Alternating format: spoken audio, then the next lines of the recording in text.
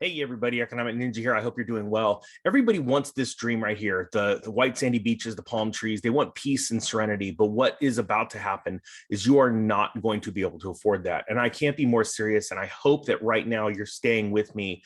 I hope there's new people watching this, and if you are used to this channel, please share this video because I believe it is very, very important. It is very, very timely.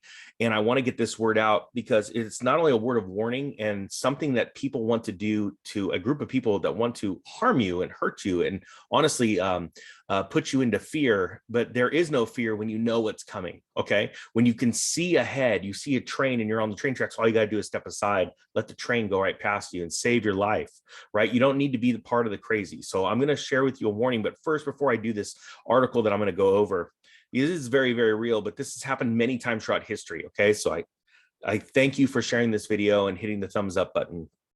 Go against the algo. I'm gonna read a quote or a little information about Marie Antoinette. We've all heard her talk about let's eat cake, but just to break it down for those that have never heard this, it says right here, at some point in 1789, after being told the French population was facing a bread shortage because of the poor crop harvest and the rodents, and as a result was starving, Marie Antoinette replied, "Let them eat cake." Cake, obviously being a more expensive item than bread, just went on to show how out of touch she was with the people under her leadership. Now, I'm going to share with you a story, and I think it is very, very important because we are being faced right now with a very, very serious food shortage, not only in America, but around the country, around the world, okay? I've covered stories about food processing plants being burnt down. This is no joke. It is happening pretty rapidly. As a matter of fact, I'll try and link that video at the end of this one.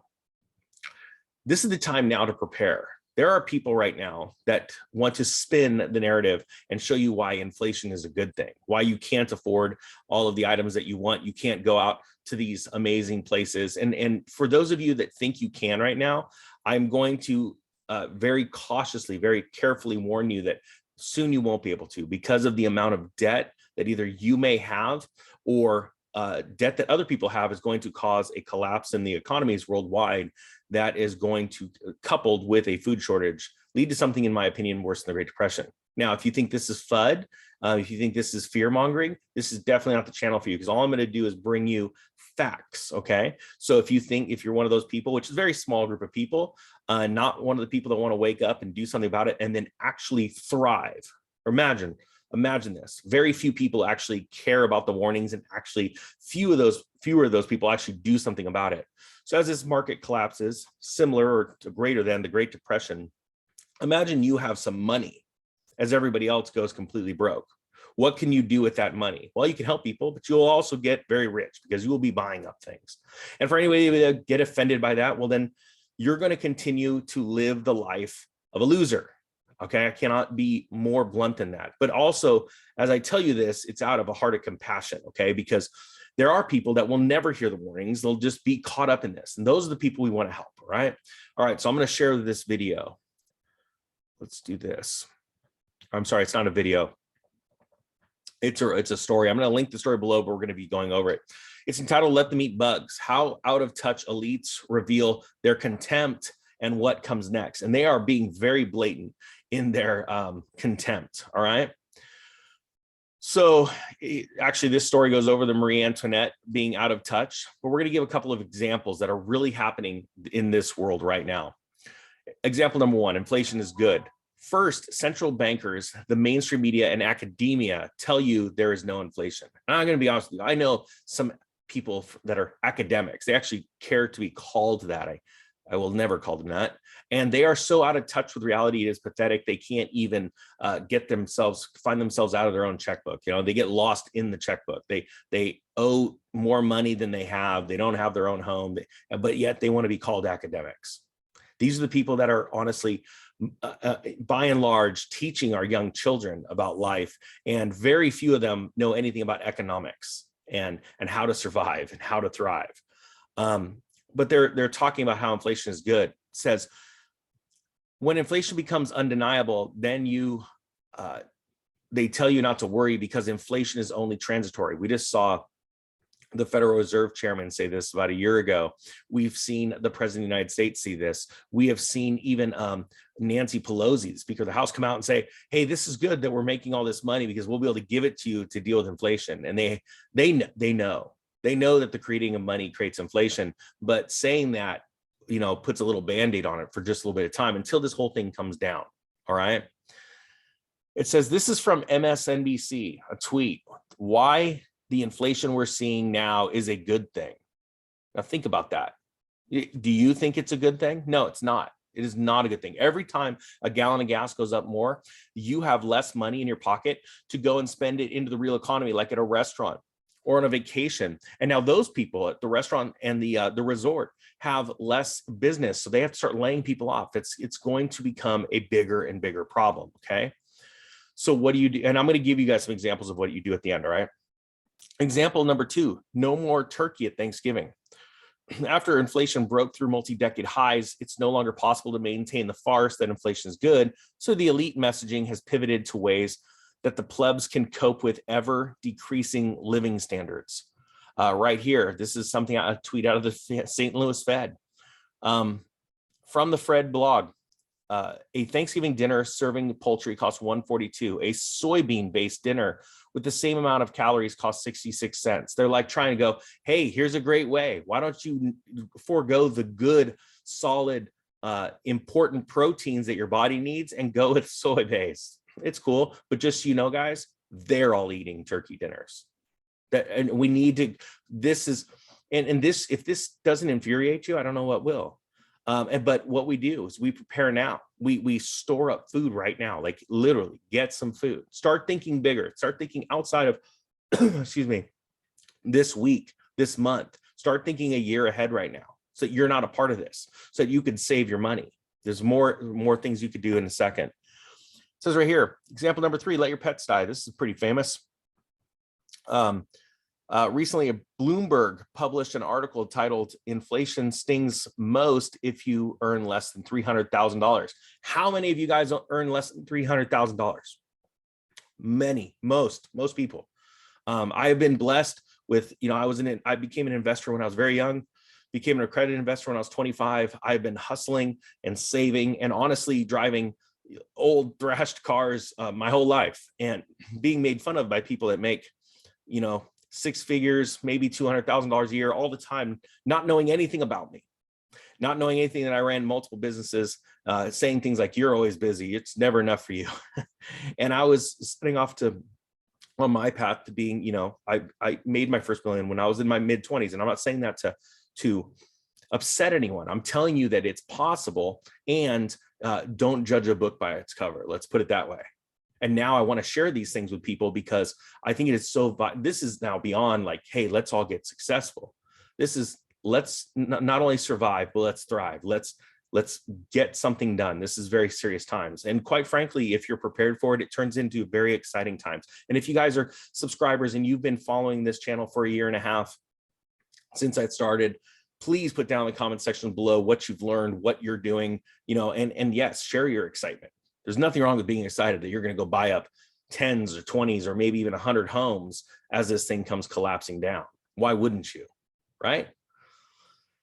But right here it says, it recommended in this article, rethinking providing medical treatment to your pets. If you're one of the many Americans who became a new pet owner during the pandemic, you might want to rethink the costly pet medical needs. And later on, it talks about them letting them die. It's horrible. Example number 4, gas is too expensive, buy a Tesla. I'm going to tell you right now, they are squeezing you into a new initiative so that you'll go electric and all this fancy stuff. And then right when everybody does, electricity is going to explode. I mean, if you don't think that electricity is expensive now, there's going to be a reason why it's going to go higher.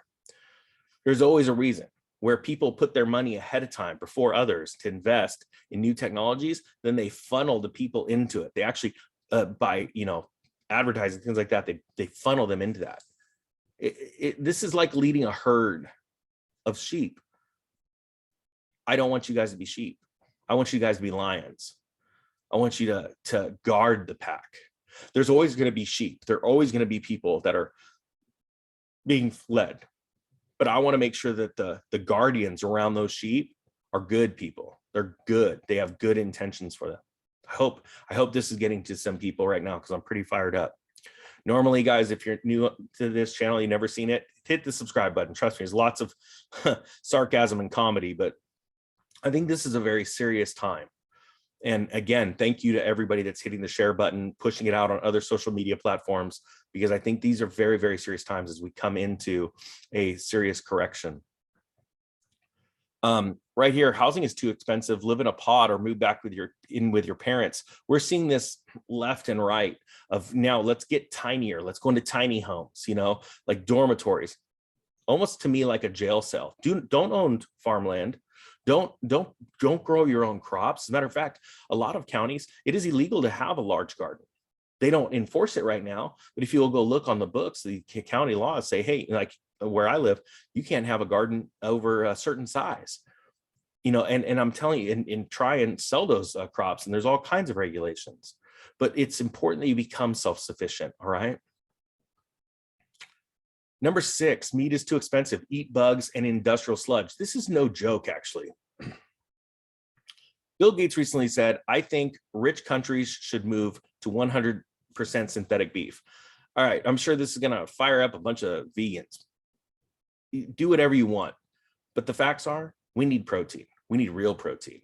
And you could read all of these books by academics that can convince you, and trust me, that's what sales are. It's very easy to convince someone when you can guide them. You know, I've got some facts or things when most of the world are just headline readers, that's what's good for you. But I'm telling you right now, that's not going to be good. And I don't know if you've noticed his situation right now, but I'm pretty sure he's not eating plants.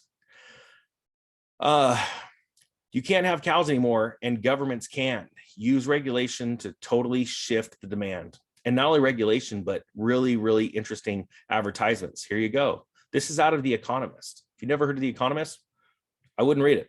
But yes, this is the kind of stuff they put out. Yes, we still think the world should be eating more insects. Still not convinced? We explain why bugs are coming to a table near you. I just want to be very clear. This entire earth was formed on human beings eating animals, eating meat. I'm sure there's somebody out there that's saying, oh, there's this, you know, one tribe over here. What I'm telling you right now, our forefathers and the people that built this country that were amazing ate meat. All right. They didn't run around just eating salads and stuff like that. So we'll see what happens in the comments section. But and you know what, there's nothing wrong with eating plants. I don't care if you want to eat plants, eat plants. I love vegetables. But the thing is that when you're told only to do that, there's going to be issues. And we're talking about a society, the way we think, the way we act. If you don't like the way our country was built, let's say from the 1900s to the 1970s, right? It's the greatest generation ever that we call the greatest generation, that fought through 2 world wars. You know, they look at how they did life, how they dressed, how they acted, what they ate, right? I have a feeling that if our entire country were eating bugs and soy-based products, our whole life would be completely different. This country would be completely different. But hey, I'm just a dude on YouTube. I mean, don't take any of this as financial advice or life advice. This is just me. And please feel free. If you disagree, put it in the comments. I mean, this is what's important, right? Free speech, which some people are trying to take away right now. So this is the conclusion. I'm not going to read everything. I just wanted to go over it with you because I think this is a very serious warning. And I think these videos need to be pushed out because we need to tell the truth. And we have to be honest with ourselves how important it is to share this information so that if it resonates in people, that they can be a part of a movement. And that's what Ninja Nation is. Ninja Nation is something that is that I want to do to help other people grow their channels, their media influence, so that they can have a voice of reason, right? And compassion to help you guys. But then also it's a nation of people worldwide, no matter what your sex is, what your race is, what your political views are, and also what, it doesn't matter how much you have, how much money you have, or how much you don't have. What I want is people that want to be prepared and not scared, and then take their wealth as they grow wealth during a collapse and help people. Yes, you will be wealthy, but you will also be there to help people and change this world. Do I believe it can happen? Yes, I can. This is one of the fastest growing YouTube channels on YouTube because of you, not because of me, because of people that care. And so you'll tell in the comment section how many amazing people there are a part of Ninja Nation. I'm sure there's going to be Ninja Nation hashtags because people care and they understand that vision. So with that being said, guys, I thank you for watching. Thank you for sharing. Thank you for hitting the thumbs up button. And again, thank you to all the new subscribers. You're joining a group of people that are absolutely amazing. All right, guys, that being said, the Economic Ninja is out.